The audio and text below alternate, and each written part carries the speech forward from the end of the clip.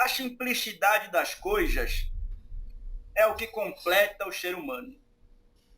Quando o ser humano entender que tudo aquilo é simples, que tudo aquilo é fácil, de acordo com as possibilidades naturais que eles adquiriram, as pessoas vão viver muito melhor. Quando elas souberem que aquela roupa que ela não usa mais pode trazer a alegria de uma família, pode trazer a alegria de um irmão, elas vão viver com muito mais serenidade.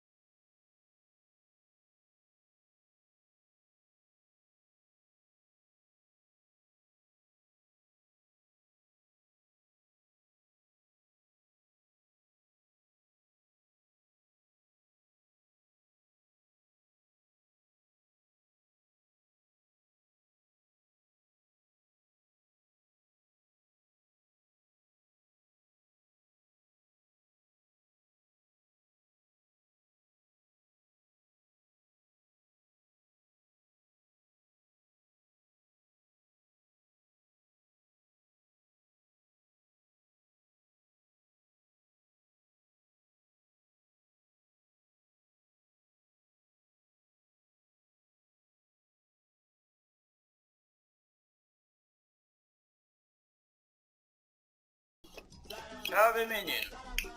Graças a Deus. Como é que você tá, menino? É uma satisfação enorme ter essa oportunidade de conversar com o senhor, vô. A satisfação é minha, filho. Esse trabalho de luz que você vem fazendo há muito tempo, Oh. somos nós que precisamos agradecer, porque através do seu trabalho nós conseguimos colocar nossa voz para as pessoas que muitas vezes não compreendem os aspectos religiosos da Umbanda e do universalismo. É uma bênção de Deus esse trabalho, vô. Abençoa aquele povo que está encarnado e precisado, mas também os desencarnados, né, vô? Com certeza, menino, porque a gente trabalha em conjunto aqui.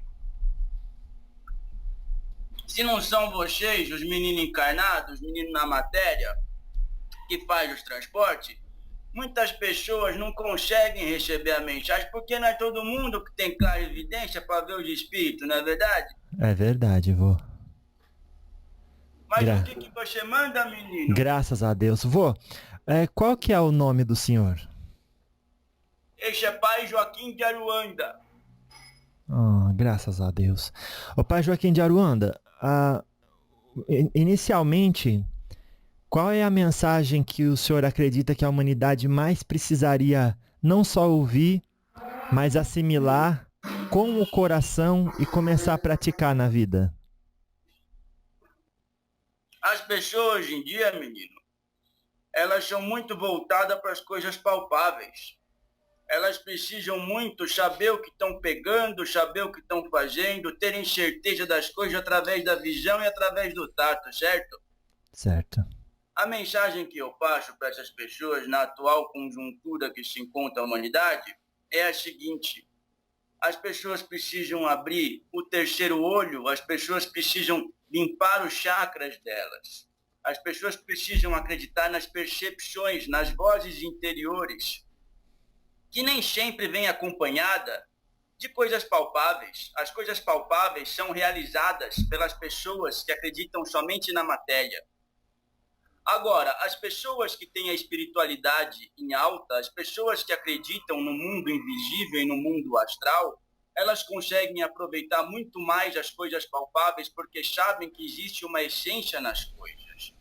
Então, essas mensagens que eu posso dar de início para as pessoas que estão ouvindo e para as pessoas que vivem no mundo material é que elas se apeguem à essência das coisas, porque a essência, no fim de tudo, é o que vai valer. Inclusive, nesse diálogo, as pessoas que irão ouvir vão precisar se apegar na essência, porque elas não vão conseguir tocar na entidade espiritual. Elas vão conseguir ouvir e sentir a essência real do propósito do trabalho. Uma entidade da mesma falange do senhor, certa oportunidade, disse algo do tipo assim: vocês sabem que a morte vai chegar algum dia, mas vocês acham que é para os outros e vocês não vão morrer nunca. Vocês acreditam que vocês não vão morrer. Se vocês realmente assimilassem e vivessem a realidade de que vocês vão morrer, vocês iam se ocupar mais com como que vai ser sua situação pós-encarnação. Como que o senhor vê essa colocação e que colocação o senhor faz a respeito desse assunto? O que eu tenho a dizer sobre isso, menino, é o seguinte: as pessoas elas têm que entender que a parte que elas têm da existência como encarnado é uma parte ínfima da existência das pessoas. Essa parte ela é necessária para que vocês se lapidem, para que vocês tenham um aprendizado, para que vocês saibam como viver na polaridade, como viver em um mundo dual. A partir do momento que as pessoas entendem isso, elas conseguem ter uma vida um tanto quanto mais proveitosa. Por quê? Porque elas sabem que é uma oportunidade de ascensão espiritual. E o que vem mais adiante sempre será mais florido, sempre será mais vitorioso e sempre será mais limpo. Porque o mundo em que vocês vivem é um mundo expiatório. É um mundo onde as pessoas precisam, muitas vezes, serem chicotadas não só por mãos humanas, mas por atitudes e, às vezes, pela própria consciência. As grandes figuras que se encarnaram aqui sem necessidade, como Cristo, Buda, Krishna e outros mestres, os quais trabalham em prol da Terra, quando aqui chegaram já sabiam que não necessitavam mais viver pela expiação. E sim, se vieram na figura de avatares espirituais para mostrarem como realmente os seres humanos tinham que viver, como realmente seria o padrão onde o universo iria contribuir para as energias aqui na Terra. E se as pessoas realmente tivessem entendido essa missão, o planeta Terra já seria um mundo que vibraria numa polaridade um pouco mais sutil. Mas eu lhe digo, menino, que vocês estão chegando lá, talvez por um caminho um pouquinho mais longo, mas vocês estão conseguindo, e o propósito de evolução da Terra será feito, e as pessoas terão consciência do seu passado e saberão que o futuro e o presente e o passado serão uma coisa só, pois o espaço-tempo é apenas uma limitação imposta através dos conselhos kármicos superiores para a experiência de vocês ser realmente significativa no aspecto material. Mas em breve, todos conseguirão ter consciência para entender que a vida material é apenas uma pequena passagem e que a espiritual é a eternidade. Compreende, menino? Sim, senhor. Graças a Deus. Ô, papai Joaquim, quando as pessoas dizem, eu sei o que eu tenho que fazer, eu sei que a vida é feita de planejar, executar e ter o resultado através de disciplina e dedicação. Mas eu não tenho vontade nenhuma de fazer isso. Como essa pessoa consegue superar essa sensação, esse sentimento, ou esses sentimentos aos quais se entrega mais naturalmente? Você diz aquelas pessoas que no fundo sabe que tem que fazer a coisa certa, mas não quer fazer? Isso. As pessoas acomodadas, você fala, filho? E que diz assim, é o desânimo que não me deixa andar. Posso dizer uma coisa? Essas pessoas, elas precisam ter muita força interior. Sabe por quê? Porque quando se encarna aqui na Terra, você normalmente no aspecto espiritual está numa zona de conforto, porque no momento que você já tem a oportunidade de encarnar aqui, pode ser que sim ou pode ser que não. você já se deu conta que o mundo material é muito mais pesado, é muito mais difícil? No astral, você pode plasmar as coisas através de uma intenção. No material, você precisa construir, você precisa ir atrás, você precisa negociar, e você precisa suar, e você precisa fazer as coisas, e tem o tempo. Então, o que acontece? As pessoas chegam aqui e já tinham esquecido como é que era a coisa. Já tinham esquecido como é a burocracia, né? Que vocês têm aqui. Aí a pessoa quer olhar para uma coisa e plasmar para resolver. Aí ela fala que está desanimada, mas ela não esquece. Ela não esquece que ela mesma se propôs a passar por essa experiência. Então a melhor coisa para essas pessoas que se dizem desanimadas é a seguinte: se conectar com a divindade superior, com o fractal divino que tem dentro do coração, e entender que se você está vivo, você faz parte do todo. E se todas as pessoas que chegassem na humanidade e encontrassem essa matéria densa, dissessem que é muito difícil, dissessem que não é possível, que estão desanimadas, o que vocês iam ter aqui nessa terra? Um monte de gente deitada, sem plantar, sem casa, sem tecnologia, sem benevolência, praticamente não precisava existir o planeta. Então o que eu falo para as pessoas é o seguinte: vão atrás das coisas, sua camisa, tenham um objetivo, concluam as missões que vocês têm dentro de você, porque o máximo que vai acontecer, sabe o que é, menino? Que, Papai Joaquim? É você desencarnar de novo. E aí vocês vão estar lá no mundo astral e possivelmente, se não cumprir a missão, vão vir para cá, e se o planeta evoluir demais, filho, aí as pessoas vão para um outro planeta que tem pessoa acomodada, que precisa aprender mais.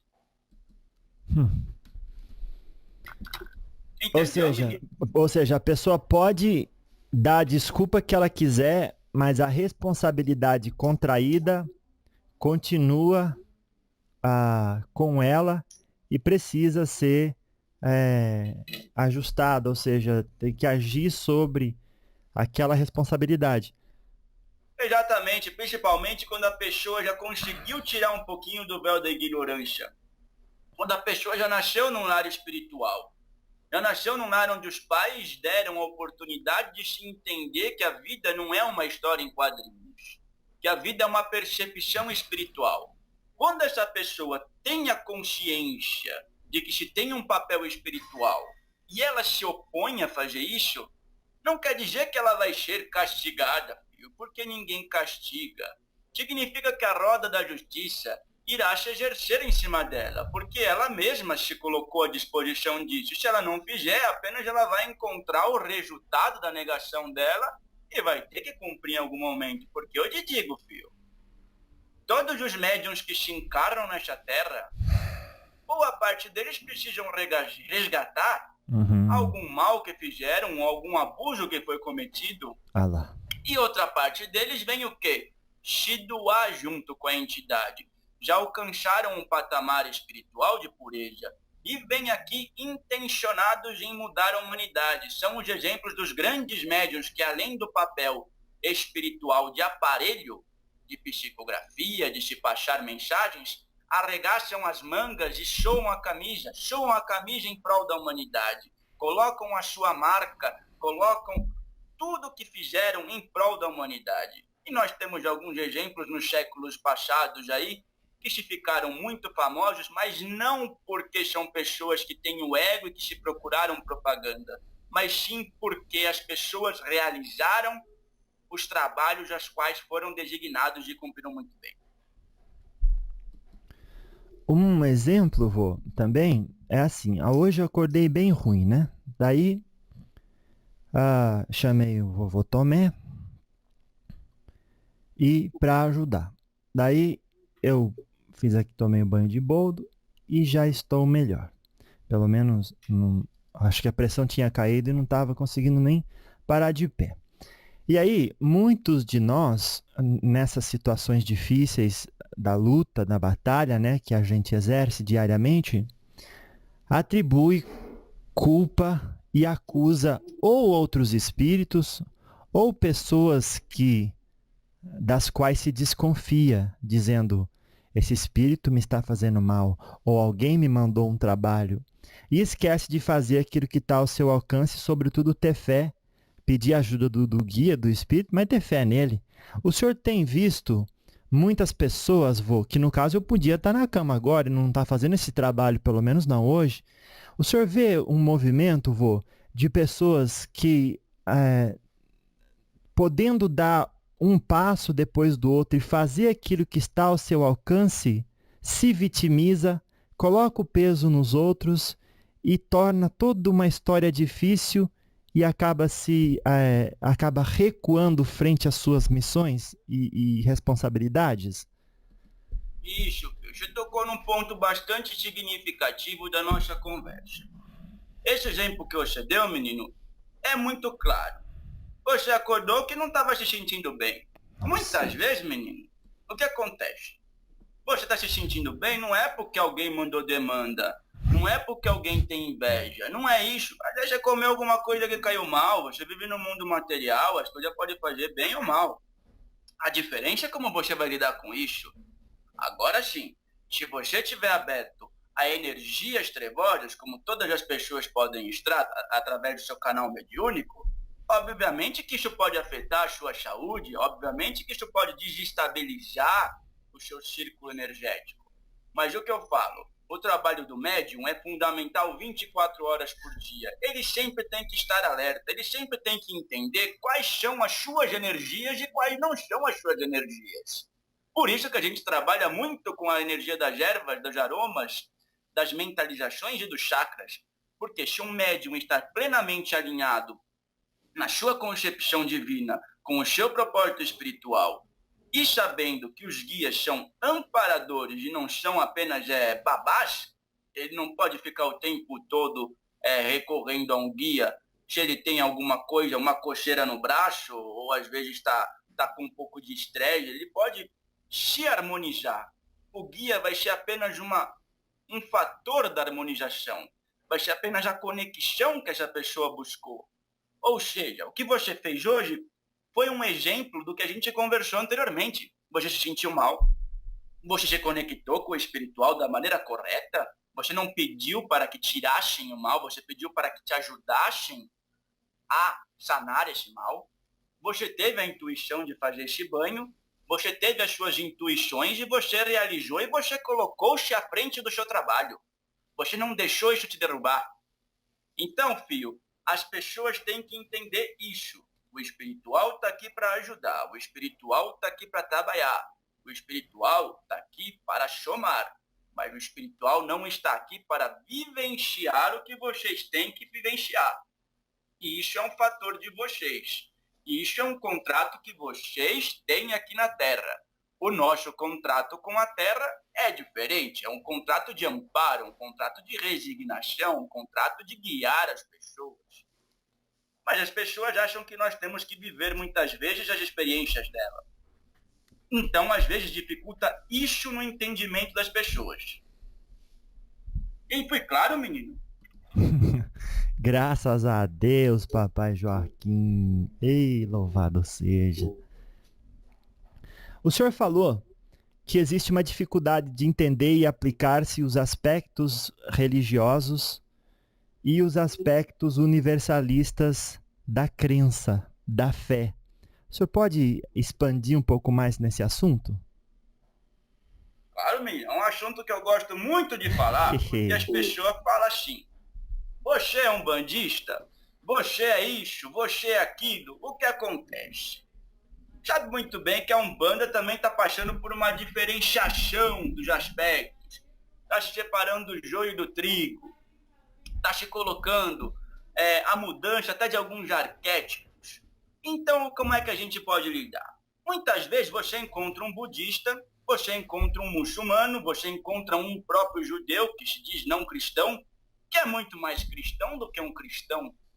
Você encontra pessoas que se denominam cristãos, mas as primeiras atitudes que elas têm no dia é chutar um mendigo que está na porta dela, é olhar para a vizinha que está com uma saia um pouco mais diferente e dizer que ela está errada, é olhar para o filho e falar que o filho não pode cortar o cabelo daquele jeito, é ir para o trabalho e ficar criticando o companheiro do lado que está um pouco mais evoluído e ele tem inveja. Então, esses aspectos já tiram essa pessoa da qualidade de cristão. Aí você encontra um índio lá no meio da selva que nunca teve contato com Cristo, que nunca ouviu falar da doutrina de Jesus Cristo.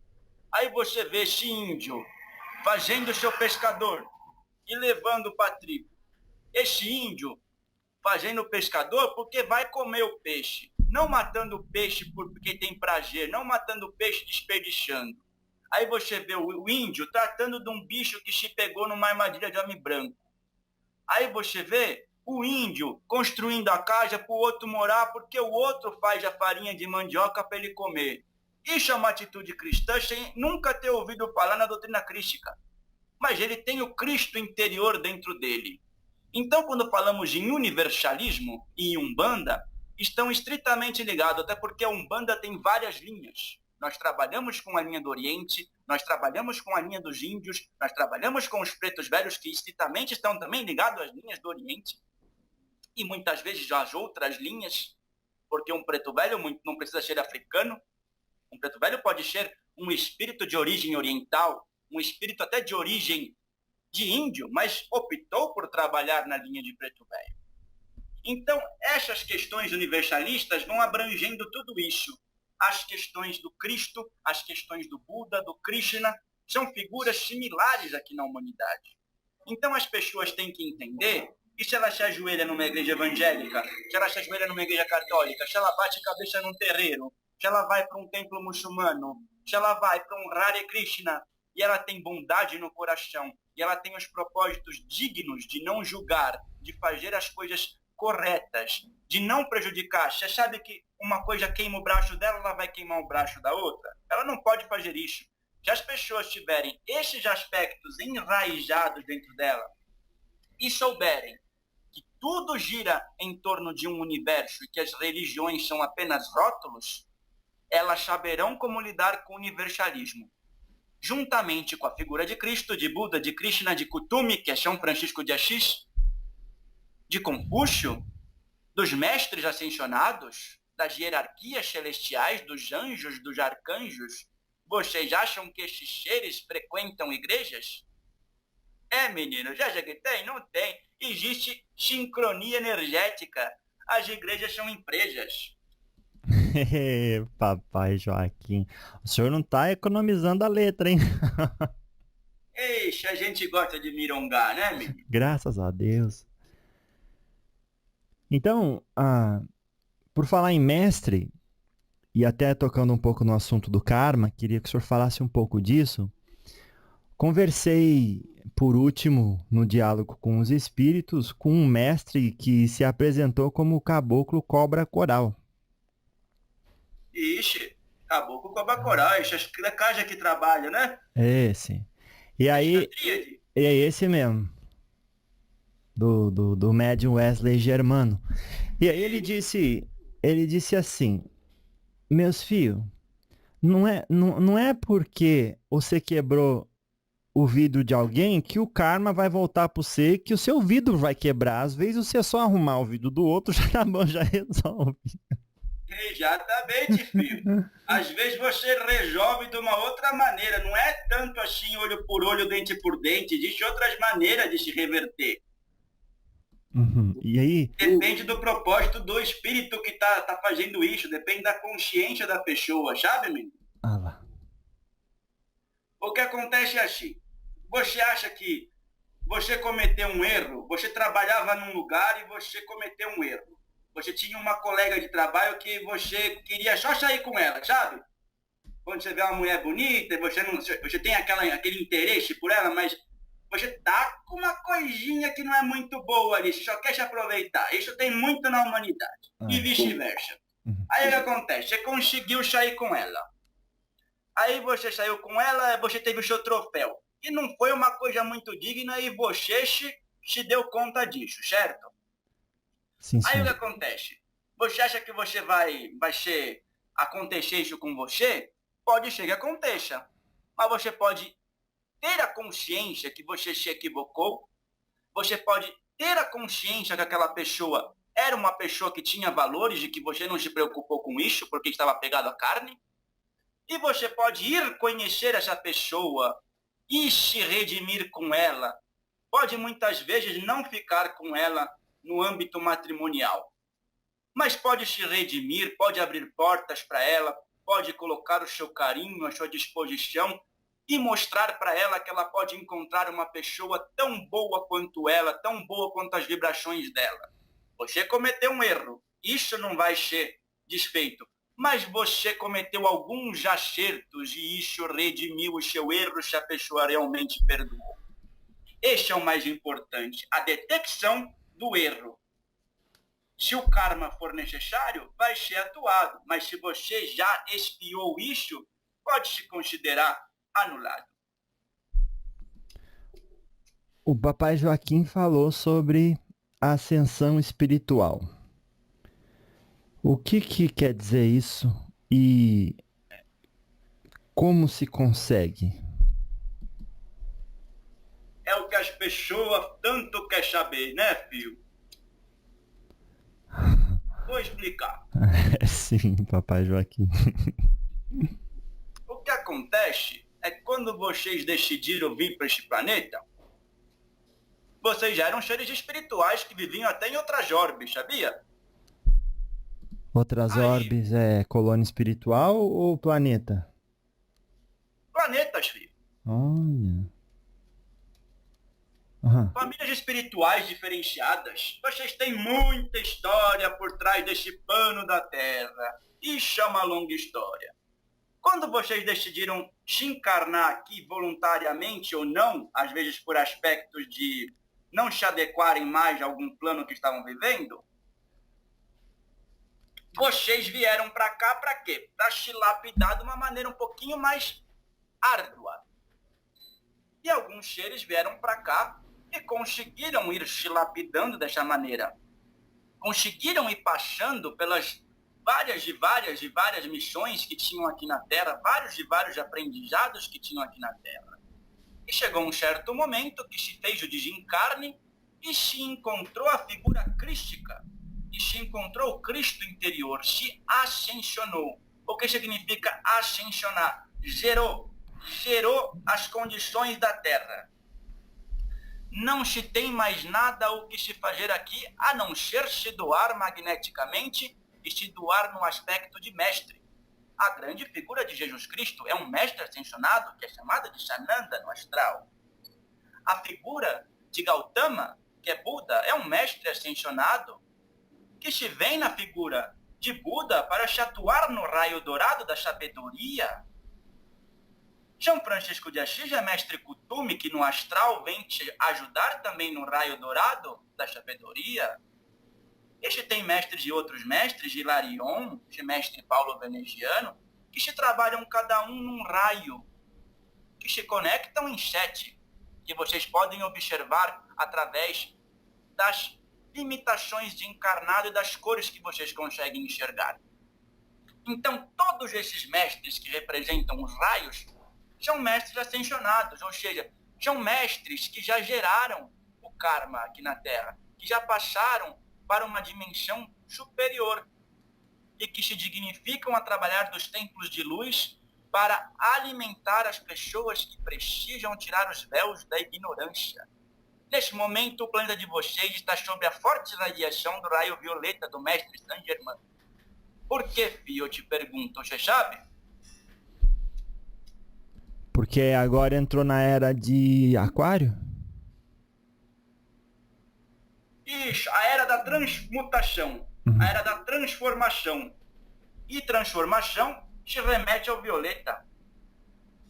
É, realmente. Então esse mestre, filho, eu vou até te dizer uma coisa. Você sabe que esse mestre Saint Germain foi pai de Jesus? Foi seu José? Nossa! Ele encarnou como José, ele teve outras figuras como o Mago Merlin, e na figura de mestre ascensionado Saint Germain, na época medieval, ele fez coisas que as pessoas não acreditavam porque já estava na condição de avatar, já estava numa missão avatárica. E quando este se desencarnou, as pessoas ficaram estranhando os dados históricos que tinham referente a este mestre, porque como uma pessoa vive mais de 200 anos na Terra, ele se apareceu em várias situações durante esse tempo e ficou esse mistério, que agora é explicado através das iniciações da Grande Fraternidade Branca. Então, este momento, te foi passado o bastão do Mestre Jesus, Sananda, e da Mestra Nada, para o Mestre Saint Germain. Por isso que vocês estão sofrendo tantas transformações, porque o raio violeta tira o negativo e transforma em positivo. Ele é como se fosse um grande filtro universal. Todas as vezes, filho, que você se sentia angustiado, inclusive no momento que você está trabalhando com a saúde, você vibra na cor violeta e você será filtrado e se transformará positivamente aquilo que você precisa. Então, essa é a figura dos mestres ascensionados. Certo, Pio? O Papai Joaquim, como que vibra para as pessoas entenderem aí na cor violeta? É só pensar? As pessoas... Exatamente, Pio. Sabe o que você vai fazer? Às vezes a pessoa tem a dádiva da visão, certo? É. Às vezes a pessoa nasceu sem a dádiva da visão. É. Se você tem a dádiva da visão e sabe o que é a cor violeta, você pode se vibrar e imaginar que aquilo é um manto de luz envolto no seu corpo. Se a pessoa não tem a dádiva da visão, basta ela se conectar com a essência dos mestres, com o objetivo do mestre da transmutação. Porque as partes de imagem são só para vocês poderem fixar-se na energia, para que vocês possam se ancorar na energia. Mas a essência da transmutação, a essência do contato, é que vai trazer você para essa egrégora. Você Entendi. querer se transmutar, você estar afinizado com a energia, você entonar e chamar aos mestres Saint Germain, ao arcanjo Ezequiel, a mestra Kuan Yin, se conectar com a chama trina. Isso vai ser uma conversa para a gente se detalhar até num outro diálogo, porque é muita informação. Uhum. Claro. E olha que eu nem comecei a falar do fractal divino que o senhor mencionou. Vamos, né? Já que hoje é feriado, né, menino? Hoje tá com tempo, né? Dia de Tiradentes, vô. Ixi, Tiradentes. Se quiser falar sobre esse moço, depois a gente fala. Tá. Mas só abrindo um parênteses, vô. Ele chamou pra ele a responsabilidade, falou, não, fui eu, de boa, não culpa os outros não, pode mandar aí na minha conta. E aí, chegou no mundo espiritual, segundo literatura espírita, né, encontrou lá com Jesus, com Ismael, que é o padroeiro do Brasil, e aí, ele falou assim, meu nego, você lá no tempo lá da Inquisição, você reinou, fez o que quis, agora teve que colher aí, ó. Então, isso daí é um exemplo, cada vez que a gente comemora isso, primeiro, que não se deve levar tanto a sério a ideia do jeito que você morre, porque tem um motivo de ser assim. Exatamente, filho. Às vezes o que acontece? Uma figura se desencarna numa situação dessa, como foi o exemplo. Nossa. Por quê? Porque existe um grande número de pessoas na vida que se acomodam com a situação imposta por uma liderança. Uma situação, muitas vezes, que não vai ser mudada no momento. Mas você sabe muito bem que as grandes ditaduras, os grandes ditadores e chefes de Estado que não se permitem uma opinião aversa, vão se livrar daquelas figuras. Mas você já percebeu que se morreram muitas pessoas e que nem todas são lembradas? Sabe por quê? Por quê, Papai Joaquim? Existe um propósito para se ter alguma figura que se destaca mais. Por exemplo, na época da Inquisição, lá também não teve Joana d'Arc? Teve. Também não teve outras pessoas, outros exemplos de pessoas que ficaram lembradas e outras não? Isso. Por quê? Porque nesse momento da encarnação da pessoa, ela teve a autorização espiritual e o plasma energético espiritual para que conseguisse ancorar um grande número de encarnados em volta para ouvir as ideias. Conseguiu, através da luz superior, trazer pessoas que entendessem que aquilo fazia parte do fractal da verdade, do fractal da justiça e do fractal de como os seres humanos tinham que viver. Então essas pessoas conseguiram sobreviver um pouquinho mais à espada para difundir uma palavra. Só que como não se enquadravam ainda a brutalidade que a humanidade estava um degrau acima, essas pessoas tinham que desencarnar. E sabiam que iam desencarnar daquela maneira porque se colocaram por isso, se doaram para isso. Você pode ver que esses mártires nunca foram covardes. Eles nunca entregaram alguém. Eles se mantinham dispostos a morrer por aquela situação. E nunca também disseram ao contrário. Você é isso? Sou isso. Eu não me vendo? Eu não me coloco à disposição de outra doutrina se a minha verdade é essa. Então, essa é a diferença desses líderes, que quando foram para o espiritual também foram chapar as arestas, né? Porque é preciso. Entendeu, filho? Por isso que as pessoas às vezes se destacam e se tem alguns números de seguidores e se fica aquela figura marcada, para que outras pessoas saibam como era antes e como se conseguiu se reverter através de um exemplo. O senhor, por falar em Marte, o Giordano Bruno, que foi queimado na fogueira em 1600, ele falava já, naquele tempo, que não é o Sol, que antes, meio que do tempo de Copérnico, mas ele falou antes que não é o Sol que gira em torno da Terra e que os mundos são habitados, sim. Aí chamaram ele de bruxo, né? Queimou, coitado. Mas ele não falou, não, de boa, eu tô louco, isso não tem nada a ver. Falou, não, é assim que funciona. Escreveu uma porrada de livro, passou essa verdade pra muita gente, né? Filho, é isso que você falou, esse exemplo desse menino, é o seguinte, chegou aqui já com preparo excedente. Então, você sabe que as pessoas que chegam aqui com preparo excedente é a mesma coisa que você como você está aqui agora. Você com esse intelectual que você tem. Você com esse estudo que você tem, com essa abertura que você tem para as coisas do universo, para os estudos. Você chega e se voluntaria para se reencarnar num mundo que os homens não sabem nem fazer fogo ainda. Você vai chegar lá com um isqueiro, das duas, ou eles vão te matar, ou eles vão te colocar como Deus. Como na Terra as pessoas têm o problema do ego, da vaidade, e daquela coisa de se a pessoa souber mais do que eu, ela vai tomar o meu poder, e eu não vou ter mais influência sobre as grandes massas, eles matavam.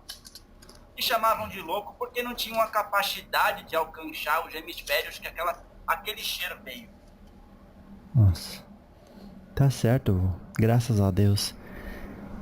Então, aí a gente tava falando assim, né? Voltando lá no assunto. Ascensão espiritual.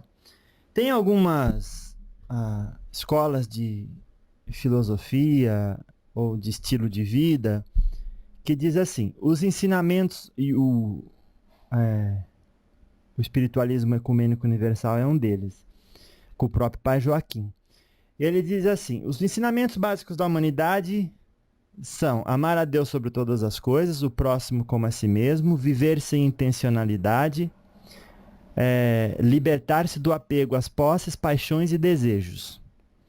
Aí eu falei pro seu Pena Branca, ele falou, nossa, parece tão fácil, né?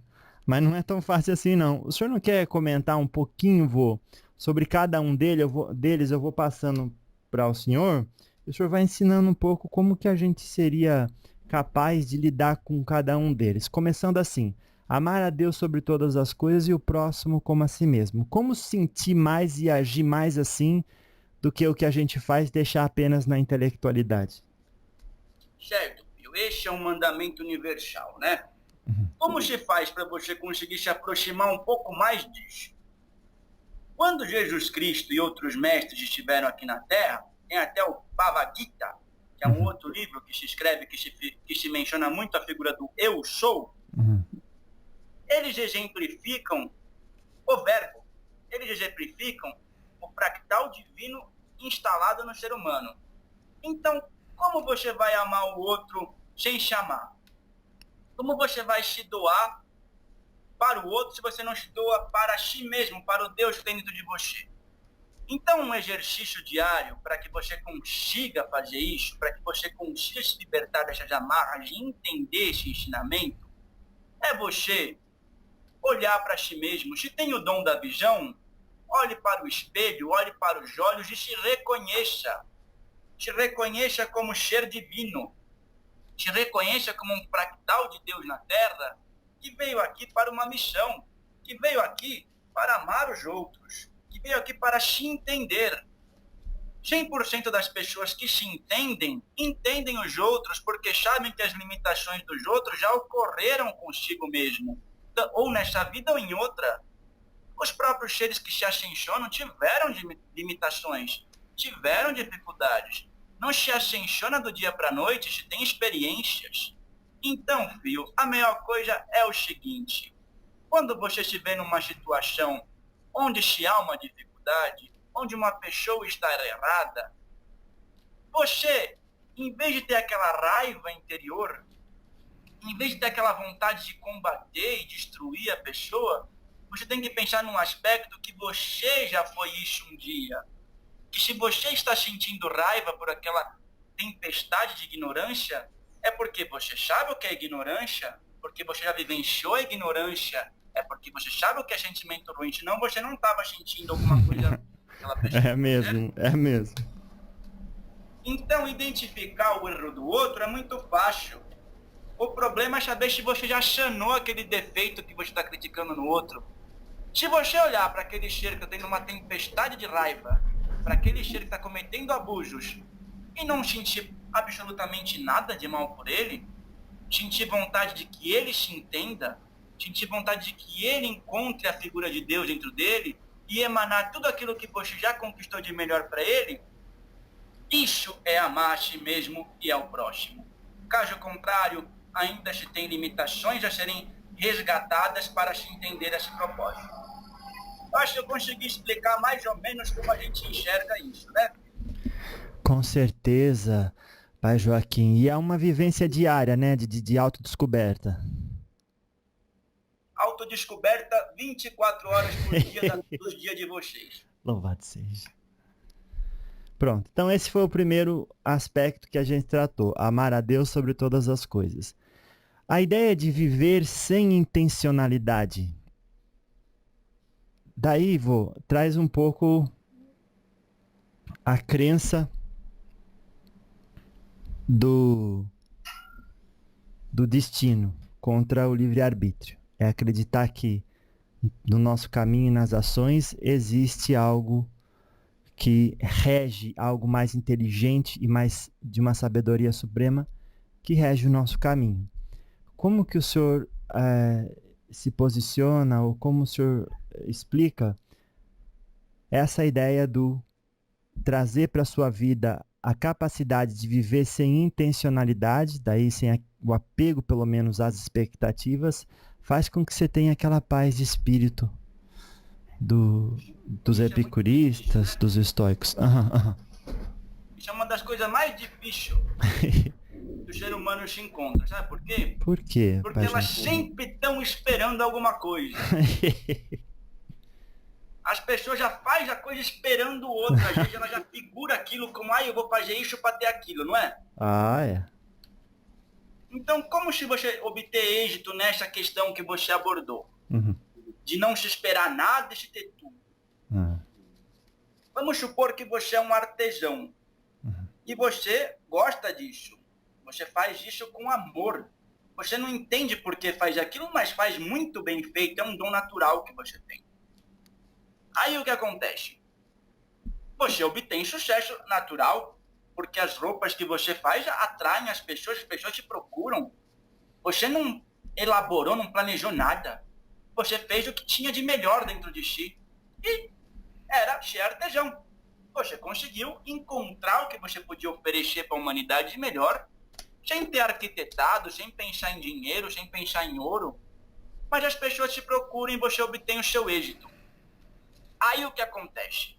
O vizinho, ele vê que você tem sucesso, mas ele não tem ainda o conhecimento de qual é o dom natural, qual é a situação que ele teria para doar à humanidade que o promovesse a essa altura de sucesso e de êxito. O sucesso é relativo, o sucesso é reconhecimento, nem se pode falar sucesso, é reconhecimento. As pessoas te agradaram porque você deu o seu melhor e automaticamente foi agradando. Aí o vizinho vê aquilo, menino, ele fala, nossa, mas esse rapaz tem sucesso, ele faz roupa. Aí eu preciso fazer roupa também. Eu preciso fazer melhor que ele. Sabe? Aquela coisa de ter inveja. Aí ele vai fazer a roupa lá, mas ele nem gosta daquele, ele não gosta de agulha, ele não gosta de pano, ele se irrita, aí ele faz de mau gosto, e ele não tem sucesso. Porque ele está pensando só no dinheiro. Ele está pensando no retorno. Se ele pensasse um pouquinho mais e visse que ele é uma pessoa que de repente podia plantar tomate porque a terra dele é favorável, e ele gosta de tomate, ele compra tomate do outro, mas não foi procurar saber como é que faz o tomate, ele gosta de comer. Mas não gosta de plantar, não gosta de fazer força. Ele podia só colocar a semente lá e cuidar, e ele teria o grande sucesso na vida dele. Mas não, ele quer o sucesso do outro, ele quer o reconhecimento do outro. Então as pessoas têm que agir de forma natural, menino. Sabe aquela coisa? Você começou com esse projeto dos diálogos, certo? Sim, sim, senhor. Você sabia que você ia chegar onde você chegou? Não, não, senhor. Então, mas você deu início de uma maneira natural. Natural, foi mesmo. Até hoje. Até hoje, filho. Faço porque gosto. Como? E a coisa não tá desenrolando, desenvolvendo? Com a bênção de vocês, senão... Mas sim, sim, senhor. Então é esse o exemplo que eu dou, inclusive na sua vida. Você começou com uma coisa que você acreditava. Isso. Numa coisa que você foi intuído e deu certo. Por quê? Porque foi natural, você não forçou. Você não olhou ninguém e disse, eu preciso ser melhor que ele. Não, você deu o seu melhor. Isso. Então é isso que as pessoas têm que fazer. Dar o seu melhor naquilo que ama. Naquilo que não ama, que não te preenche, você não precisa nem pensar. Deixa que quem ama aquilo faça bem feito. Entendeu, menino? Como é simples a compreensão e, no entanto, tão sutil que as pessoas não percebem que cada um tem o seu tesouro e, colocando para fora esse tesouro, todos ficam mais ricos do que copiar o tesouro do outro. Exatamente. Você acha que as pessoas não são autossuficientes, né, menino? Senão não precisava da sociedade, né? Eita. Graças a Deus. Então pronto, a gente já falou sobre amar a Deus sobre todas as coisas, ao próximo como a si mesmo. E aí falamos um pouco sobre viver sem intencionalidade. E aí o senhor trouxe a ideia de que quanto mais natural você for, e eu até queria colocar um parênteses numa pergunta, o senhor acredita que essa naturalidade, pelo menos é o meu caso, de procurar diariamente exercer a irrestrita confiança nos desígnios de Deus, auxilia que essa naturalidade supere as adversidades diárias? Com certeza, filho. Sabe por quê? Porque se não coloca obstáculo. Você não colocou obstáculo nos seus objetivos. Você realizou com pureza. É a mesma coisa para os seres humanos. Aí a pessoa faz uma entrevista com um cidadão que teve êxito na vida. E a pessoa pergunta, qual é o segredo do sucesso? E a pessoa fala, eu não sei, eu sou assim e deu certo. É não querer ser o outro. Seja você mesmo, nunca queira ser o outro. Mas se baseie nos exemplos dos outros para se melhorar. Mas saiba que você só pode ser você. Ai, que maravilha. Daí a gente chegou agora no ponto de dizer, né, daquele estudo que a gente está fazendo. Amar a Deus sobre todas as coisas, o próximo como a si mesmo, viver sem intencionalidade, e o próximo seria libertar-se do apego às posses, paixões e desejos. Então vamos falar primeiro de posse. Mas eu gostaria que o vô falasse de posse no sentido não de ter as coisas, mas no sentido de querer controlar o resultado das coisas.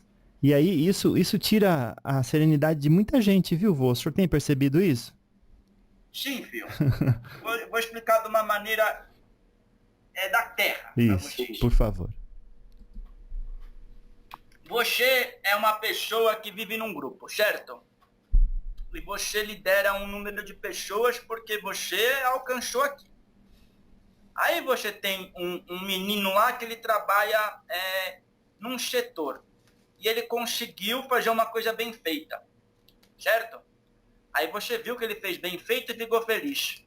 Aí na hora de você colocar aquilo no jornal, porque eu sou uma pessoa conhecida, você coloca que aquilo foi mérito seu. E você esquece do esforço. Você esquece da entrega e da naturalidade que o rapaz lá conseguiu para fazer isso. Ou seja, você fez o quê? Você anulou a intenção dele, você teve posse do dom dele, você teve posse da competência dele. Entendeu? Sim. Você teve medo de que se você colocasse ele como o detentor do grande feito, ia se diminuir a sua figura de liderança. Mas não, ia se aumentar, porque iam se mostrar que é humilde, que sabe reconhecer os outros, e você ia crescer no conceito daquele menino, que um dia pode te crescer e te ajudar cada vez mais. Esse é um exemplo de posse. Essa posse que não é de se pegar alguma coisa e pôr embaixo do braço, sabe? É de se ter posse sobre as atitudes, porque você tem uma condição melhor. Aí se o menino muitas vezes fosse falar, mas o que acontece? Por que eu não fui citado? Porque a pessoa às vezes fica magoada, é normal. E você fala, porque eu mando. Você está tendo posse sobre o menino. Entendeu? Nossa. E acontece muito isso aqui, viu? Muito. Lamentável, vô. Mas o Quer senhor... mais um exemplo? Por favor. Vamos supor o seguinte. Você tem uns 3 filhos, certo? E aí o seu filho, desde pequeno, ele tem uma aptidão natural para dança. Ele se mexe bem, ele se faz as pessoas se observar ele. E você é médico. Aí você vira e fala, filho meu vai ser médico. Filho meu não tem que dançar. Filho meu vai ser médico porque meu pai era médico, meu avô era médico, meu bisavô era médico. Só que o menino não tem a mínima aptidão para ser médico. Ele não quer ser médico, você vai lá e força porque você está pagando o estudo dele. E se ele não for lá, você deserda ele. Aí o menino te fala o quê? Eu não quero ser médico, então eu vou viver minha vida. E ele se liberta. E aí você vê ele em dificuldade, você não ajuda e não percebe que aquilo que ele ia fazer ia mudar a humanidade de algum sentido. Ia colocá-lo numa posição de destaque e ele ia ter muito mais dinheiro do que ser médico. É isso que as pessoas buscam. Por quê? Porque faz uma coisa natural. Você está tendo posse, é até uma obsessão em vida. O encarnado obsediando o encarnado. Por quê? Porque quer se colocar sobre os direitos autorais do destino da pessoa. Entendeu, menino? Entendi, papai Joaquim, graças a Deus. Então vamos lá. Libertar-se do apego às posses, paixões e desejos. Então vamos falar um pouco de paixões, no sentido de que a gente aqui na Terra gosta mais de uma pessoa do que da outra. É meio louco, né? Eu vou até citar. Esse menino tem um outro guia, é o seu Caveira, que trabalha na esquerda. Esse guia não é daqui, sabe? Ele teve autorização para vir trabalhar aqui, para se conhecer algumas coisas. Ele é de Sírios. E ele sempre fala, até vou pedir licença porque é a autorização entre a entidade. Ele fala o seguinte, eu não entendo vocês, ele fala. Como é que você gosta do João e odeia o Paulo? Lá onde eu vivo não tem isso. Se você gosta do João e são todos iguais, eu gosto do Paulo também. Se eu planto arroz e eu como do meu arroz, todo mundo come arroz. Se eu gosto de uma coisa e faz bem para mim, eu sei que vai fazer bem para o outro. Aqui não. Aqui tem essas distinções e ele não entende isso, porque lá não se tem polaridades duas, só tem uma, sabe? Então é um exemplo que eu dou através até de um guia de trabalho do menino. Então, assim, isso que você citou é muito importante. A hora que os humanos souberem que se ele gosta do arroz e o outro gosta do arroz também, muito que bem. Se ele gosta do arroz e o outro gosta de feijão, muito que bem também. Que mal tem você experimentar o feijão e ver que você gosta, e se não gostar, continuar comendo arroz e respeitar o feijão do outro. É difícil, né, Phil? Nossa, certa vez uma pessoa foi me visitar e fomos almoçar.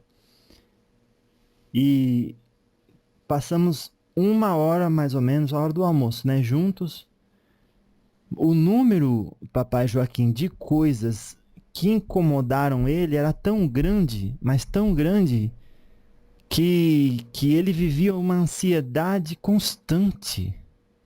Ou seja, é o que a gente está falando também, né? A ideia de paixão. Se eu gosto de estar no calor ou no ar-condicionado, quando eu saio no calor, daí eu já tenho paixão por um estado de ser que é do ar-condicionado. Daí eu vou diminuindo o tanto de coisa. É aquela vida, a ética de viver a simplicidade dos epicuristas, né? Que ele disse. Mas o senhor percebe isso também, do seu ponto de vista espiritual? Que a gente está começando a criar um luxo nos gostos e acaba tendo dificuldade de viver a simplicidade da vida? Sim, filho, sabe por quê? Porque deixa eu dar um exemplo. Você gosta lá do ar-condicionado, certo? Isso. Você tá lá e se sente bem. Só que ninguém vive o dia inteiro fechado no ar-condicionado. A pessoa precisa viver, precisa se relacionar. Aí quando ela sai na rua, ela fica o tempo todo com aquilo na cabeça que tá sendo incomodado. Tá sendo incomodado, tá sendo incomodado, tá sendo incomodado. Em vez de ela agradecer que no fim do dia, da batalha dela, ela vai voltar para casa e vai ter o bendito ar-condicionado dela. Ela já tem que começar a agradecer na rua. Que ela está andando, que ela está resolvendo, que ela tem as duas pernas, que ela tem a capacidade de estar no meio da sociedade e que depois ela vai ter o conforto dela estabelecido. O grande segredo da humanidade é o quê? Agradecer as coisas que você quer alcançar e as coisas que estão vindo. Sabe por quê? Porque isso torna aquilo já realidade. Isso torna aquilo já sendo em construção. Quando a pessoa fala, ai como eu queria, então você vai continuar querendo. Eu estou realizando. Por exemplo, você quer o tal do ar-condicionado que te faz bem, mas você ainda não tem a pataca. Então você fala, graças a Deus que eu estou conseguindo, esse ar-condicionado já está vindo. Ele está lá e eu estou chegando até ele. Em vez de ficar pensando que é um transtorno na sua vida, que você não tem aquilo, que a sua vida é um inferno porque você não tem aquilo, você já começa a agradecer porque é possível. Todas as coisas da humanidade são de todos os seres humanos. Basta eles saberem que se podem alcançar através de dignidade, através de altruísmo e através de amor, não de paixão. Pronto, então a gente finalizando aí a ideia das paixões, né, de que ter preferência por uma coisa, seja um estado de ser, de espírito ou lugar ou qualquer coisa, e não ter preferência por outro ou por outra coisa, vai causar sofrimento, com certeza, né, vô? Sabe por quê? Pelo seguinte, você ficar o tempo todo focado naquilo que você não tem. Aí isso daí o que acontece? Estimula essa paixão. E quando você se foca naquilo que você já tem, com gratidão, com benevolência, e sabendo que mesmo assim você ainda é mais privilegiado aí do que muitos, aquilo que você não tem passa a ficar em segundo plano. Você não coloca energia naquilo. Você começa a colocar energia naquilo que realmente você tem e que te promove amor. Paixão, sabe o que é paixão, viu? Paixão é uma coisa que você não tem muito concretizada no seu ser.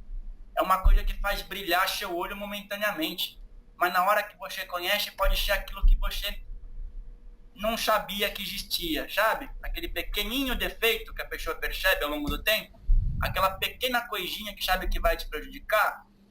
Agora, se a paixão se transformar no amor, na plenitude da coisa, aí a coisa acontece e aí a coisa te alimenta. Não é só uma ganância, não é só um materialismo e não é só um apego.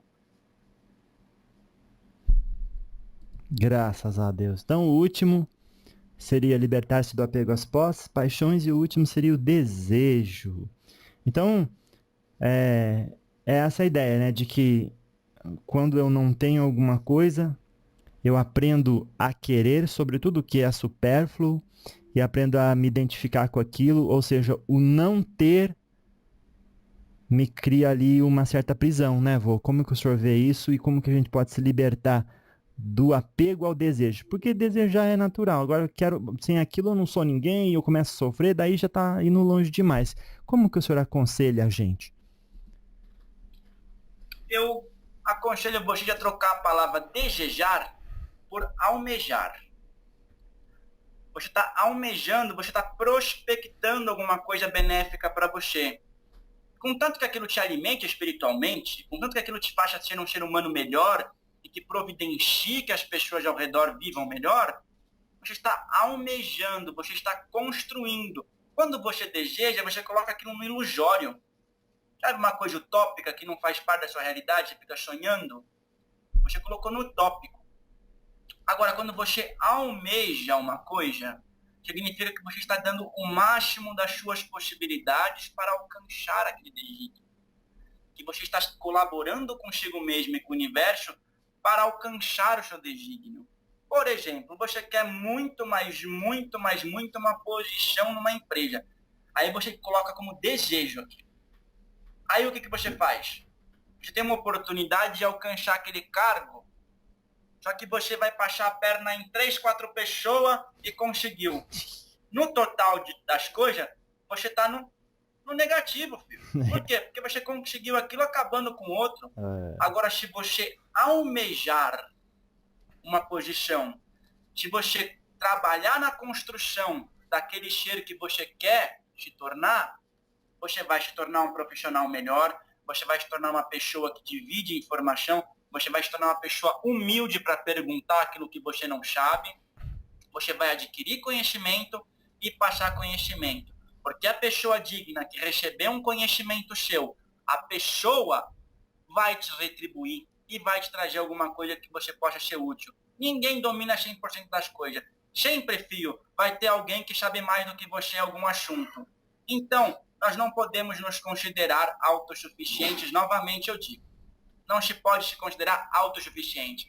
Pode se considerar um eterno aprendiz, onde o ser humano mais simples sempre vai dominar um assunto mais do que você, que pode ter 5 ou 6 faculdades. Coloque-se à disposição. Igual a pessoa que diz, né? Fui eu que fiz, tá? Mas quem é que te deu lápis para escrever na escola? Quem é que te deu o idioma para aprender? Quem é que te vestiu? Quem é que... Onde você morou? É a mesma coisa que um artista subir num palco e não ter público. Ele fez um bom trabalho, mas ninguém foi assistir. Aí ele esquece de avisar as pessoas que a iluminação do palco foi que proporcionou, que as pessoas que fizeram a divulgação que proporcionou, que o preparador de artista que proporcionou que ele chegasse a esse nível de intensidade, que o público que aplaudiu proporcionou que ele colocasse o que ele tem de melhor e as pessoas apreciassem. Tudo é coletivo. No aspecto da humanidade. Agora, no aspecto espiritual, tudo parte da consciência interior. Por enquanto, vocês são individuais, mas logo serão coletivos. Graças a Deus. Pai Joaquim de Aruanda, a gente chegou aqui na hora, eu gostaria de saber como é que está o seu tempo aí. A gente não falou quase nada, se não dá para esticar para mais um capítulo aqui com o senhor. Pode sim, menino, podemos sim. Oh, graças a Deus, então eu fico muito agradecido. Então já vou dar uma ideia mais ou menos de como que a gente vai começar esse outro nosso encontro, antes do senhor passar a sua mensagem final. Para esse. Bom, filho. Tá? Pode passar. Então, no próximo encontro, eu já vou... A primeira pergunta que eu quero que o senhor ensine a gente, qual foi a maior lição ou aprendizado da sua última encarnação? E fica aberto para o senhor, se o senhor quer ou não contar um pouco da sua história, dependendo, obviamente, daquilo que o senhor sabe das pessoas que estão na listinha que vão ouvir esse vídeo, esse trabalho que eu estou fazendo com o senhor. Fica a seu critério. Então essa é a... Isso, essa é a coisa inicial que eu quero falar. Mas lá do outro lado também eu gostaria de saber a sua opinião a respeito do livre-arbítrio, se existe ou não. E quando se fala sobre lei da atração, as pessoas dizem assim, bom, se o que eu penso e o que eu sinto emana aquilo que eu atraio, então eu estou criando a minha realidade. Se eu crio a minha realidade, então não pode existir pré-determinação. Bom, mas tudo isso a gente vai conversar daqui a pouco. Eu tô parecendo apresentador de programa. Tá ficando profissional isso, hein? 520 diálogo, pô. Então, mas não é a intenção, não. É só pareceu mesmo, porque... Mas assim, a gente fala sobre isso. Eu gostaria de pedir para o senhor a sua mensagem final para todos que ouviram aí tudo que a gente conversou até agora e que estão, assim, sinceramente buscando a reforma íntima. Tá certo, filho. A simplicidade das coisas é o que completa o ser humano. Quando o ser humano entender que tudo aquilo é simples, que tudo aquilo é fácil, de acordo com as possibilidades naturais que eles adquiriram, as pessoas vão viver muito melhor. Quando elas souberem que aquela roupa que ela não usa mais pode trazer a alegria de uma família, pode trazer a alegria de um irmão, elas vão viver com muito mais serenidade. A partir do momento que as pessoas se olharem no espelho e não observarem só a carne, mas observarem um fractal de Deus, a presença divina e todo o universo à disposição de todas as coisas benéficas que se pode acontecer, as pessoas vão viver muito melhor e muito mais bem realizadas. Não se preocupem em agradar os outros de maneira artificial. Se preocupem em fazer aquilo que vocês têm com amor, com dignidade, com verdade, porque tudo isso vai ser equilibrado na balança da justiça. Tudo isso vai ser uma sementinha plantada e que mais à frente se verá uma árvore muito frondosa que alimentará muitas e muitas pessoas. Não se apeguem em conceitos pré-determinados. Criem o próprio conceito. Criem a verdade através das orientações superiores. Não imponham as coisas. Ajam naturalmente e esperem que as pessoas ajam naturalmente. Se alguém não concorda com você, você respeita e você deseja e almeja que as pessoas alcancem a sabedoria, alcancem a iluminação e alcancem a felicidade. E que os frutos que você tem na mesa, que são excedentes à sua família, sirvam para outra família com muita humildade, com muita dignidade e com muita sapiência. Saber ofertar sem humilhar, saber trazer as pessoas para o seu meio de uma maneira simples, não impor, mas sim sugerir. Este é o recado que eu tenho para dar à humanidade. Sugiram mais coisas e imponham menos coisas. Graças a Deus. Louvado seja nosso Senhor Jesus Cristo, para sempre seja louvado e graças a Deus, Pai Joaquim. Graças a Deus, menino Jefferson. Deus abençoe você e sua caminhada de luz, que você se mantém nesse propósito todos os dias da sua vida. Louvado seja.